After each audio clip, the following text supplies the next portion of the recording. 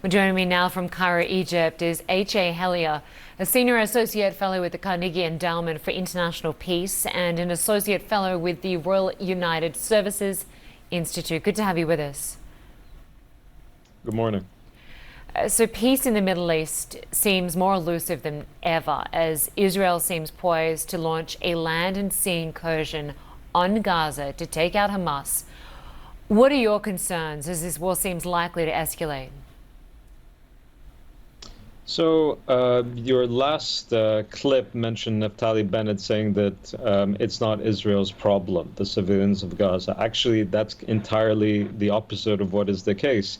Israel is responsible for Gaza as the occupying power since it took Gaza in 1967 and continues a blockade for the past sort of 15 years. But it is responsible, actually. So as we see the impending ground, sea, and air invasion of Gaza, and we see calls for 1.1 million Palestinians, most of whom have absolutely nothing to do with Hamas, move from one part of this incredibly densely populated area, one of the most densely populated areas in the world, down south.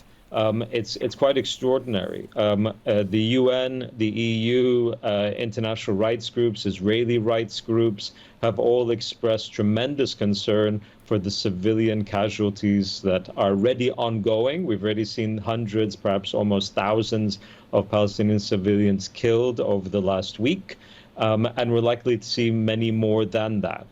That's just, at the moment. I'm very concerned about how this spills over into wider regional conflicts and what this means for broader regional stability and security and peace. Yeah. None of this is good news.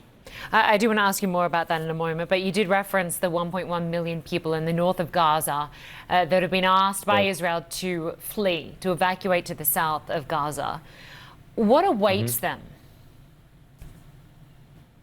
Nowhere. I mean, there is nowhere for them to go. Again, Gaza is, as many Israeli rights groups have called, an open-air prison, and it's a tiny piece of territory.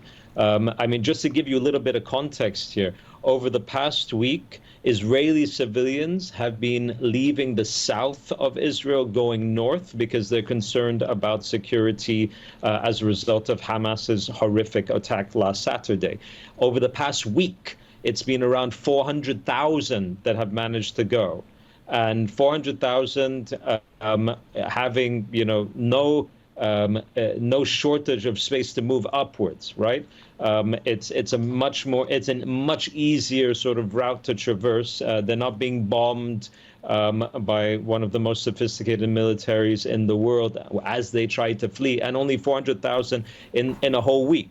Right? By the way, they shouldn't have to leave. Of course, that goes without saying. But we're asking 1.1 million people to leave within 24, 30 hours to a territory that there's nowhere to go. There are no shelters. UN shelters have been actually closed down or bombed, as well as hospitals and others.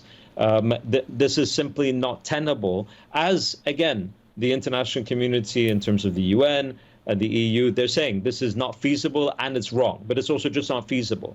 Yeah. And of course, we know over 2 million people live in Gaza, about half are children under the age of 18. And they can't even leave Gaza to seek refuge. Since the Hamas terror attacks, Israel has stopped the supplies of clean water, food, fuel, medical supplies. The only viable way out is the southern border crossing with Egypt, and that's not open. Egypt says it's open on their side, but because of the bombardment, no one can come out, no aid can go in. But speak to us about the mindset in Gaza, if there, the concerns that some would never be allowed to return if they did indeed leave. So two things here. One, the only viable option isn't actually the southern border. The southern border is the southern border, the Rafah crossing with Egypt. There's another place that these people could go, and that's Israel. Okay, the border crossings along the border with Israel are closed, but they don't need to be closed. And I really want to challenge this idea that they have to go just in one direction. They should be able to go wherever they can seek refuge, safety, and security.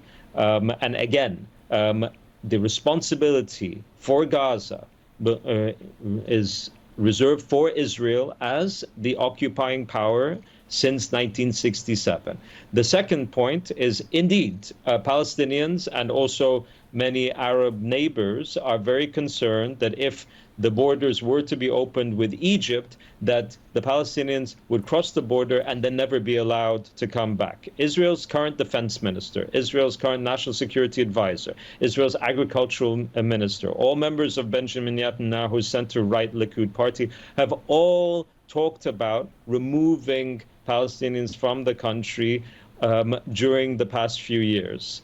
You can see that in Peter Beinart's excellent essay for Jewish Currents entitled, "Could Israel Carry Out Another Nakba?" That was written 6 months before any of this took place. Okay, you have people like Smotrich, who's a senior member of the Israeli Knesset, tell his own Palestinian Israeli colleagues in the Knesset, in the Israeli parliament, that they were there by mistake because the founder of Israel didn't finish the job and throw them out in 1948 when the state was founded. So yes, there are very serious concerns about whether or not Palestinian refugees would be allowed to return when the dust settles. We will have to leave it there for now, but we appreciate your insight and knowledge on this issue. H.A. Hellyer at the Carnegie Foundation for International Peace. Thank you. Thank you.